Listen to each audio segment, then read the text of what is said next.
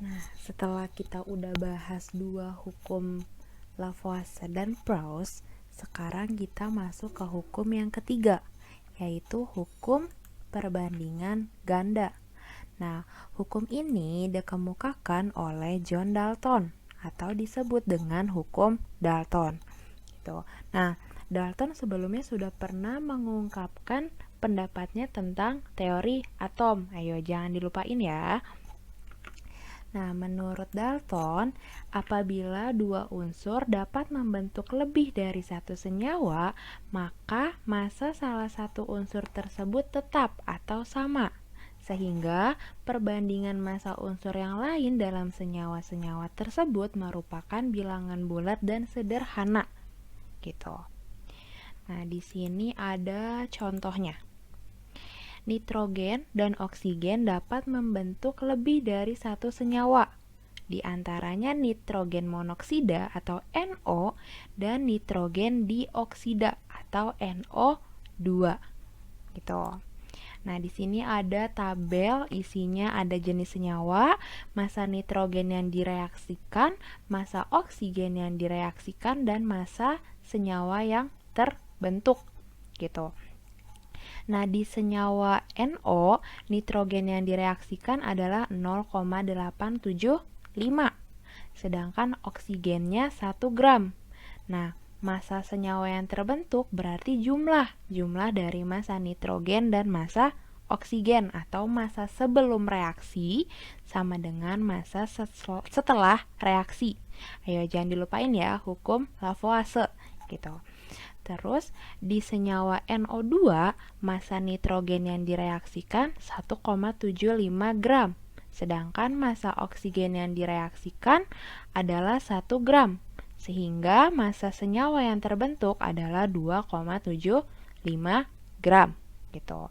Nah, di sini ada massa pereaksi yang sama. Ayo, massanya siapa? Nah, iya betul, massanya si oksigen nih. Nah, kan tadi menurut hukumnya Dalton, kalau ada senyawa yang terdiri dari dua unsur, satu unsurnya harus tetap atau perbandingannya harus tetap. Nah, di sini massa oksigennya yang tetap, tapi massa nitrogennya berbeda, gitu kan? Nah, berarti untuk mencari perbandingan massa nitrogen di senyawa NO dan NO2 itu kita menggunakan rumus massa nitrogen dalam NO per massa nitrogen dalam NO2 sama dengan, nah massa di NO itu kan 0,875 ya, terus massa nitrogen di NO2 itu 1,75, berarti kita sederhanakan nih, kan aturannya tuh harus bilangan bulat dan sederhana. Nah, karena di sini yang paling kecil itu 0,875, berarti saling kita bagi 0,875. Dan dihasilkan perbandingan 1/2. Nah, 1/2 ini kan termasuk bilangan bulat dan sederhana. Makanya perbandingan ini memenuhi hukum Dalton. Gitu.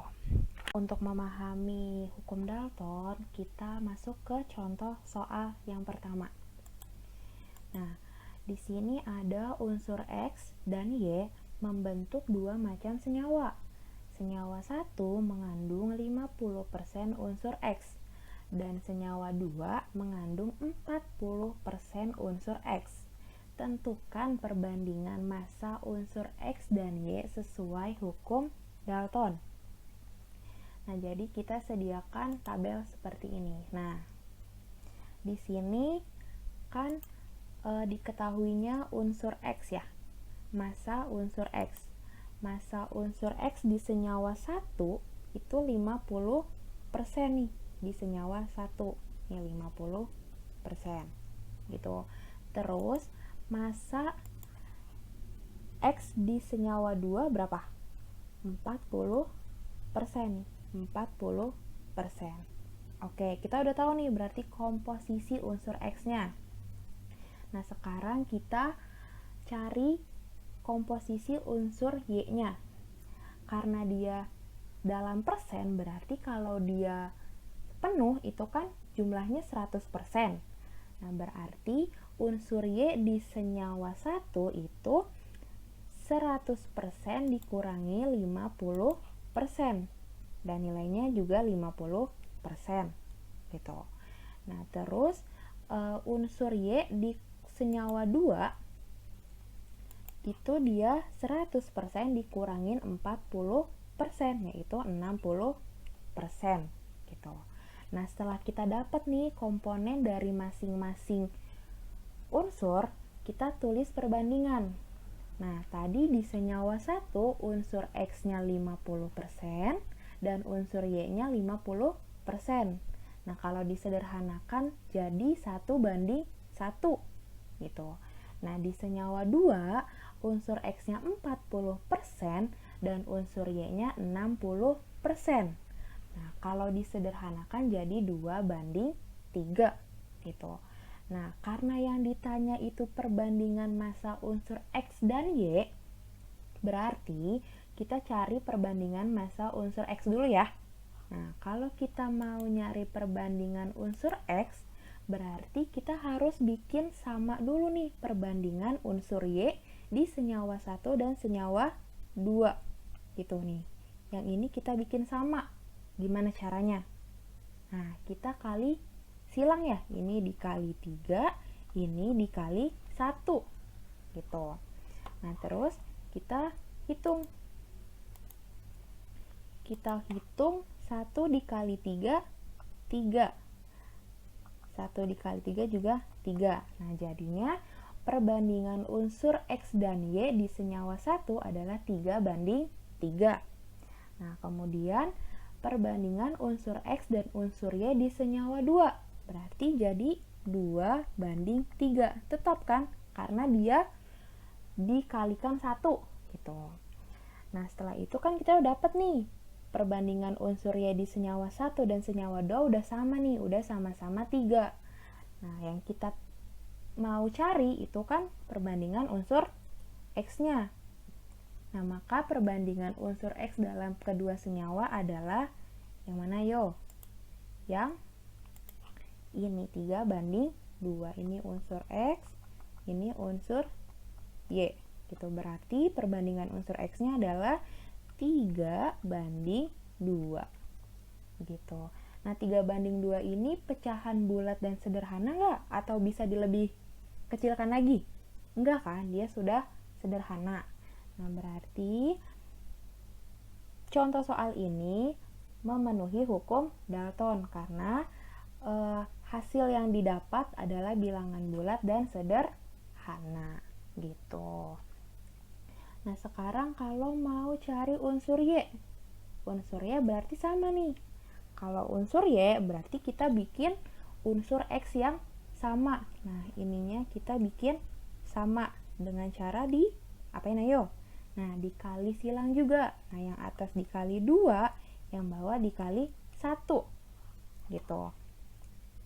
Nah, berarti jadinya nih perbandingan X dan Y ini dikali 2, 2:2 di senyawa 1.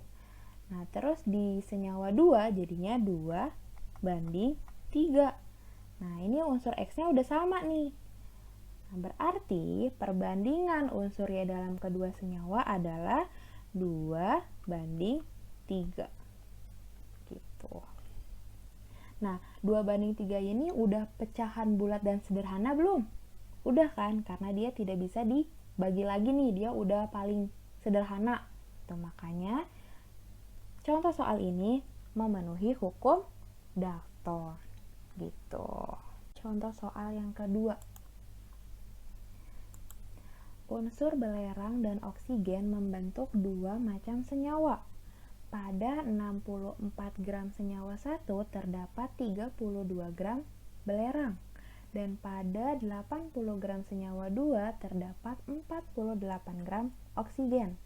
Tentukan perbandingan massa oksigen sesuai hukum Dalton. Nah, berarti kita sediakan kotak terlebih dahulu nih. Ada senyawa, massa belerang, massa oksigen, dan massa senyawanya.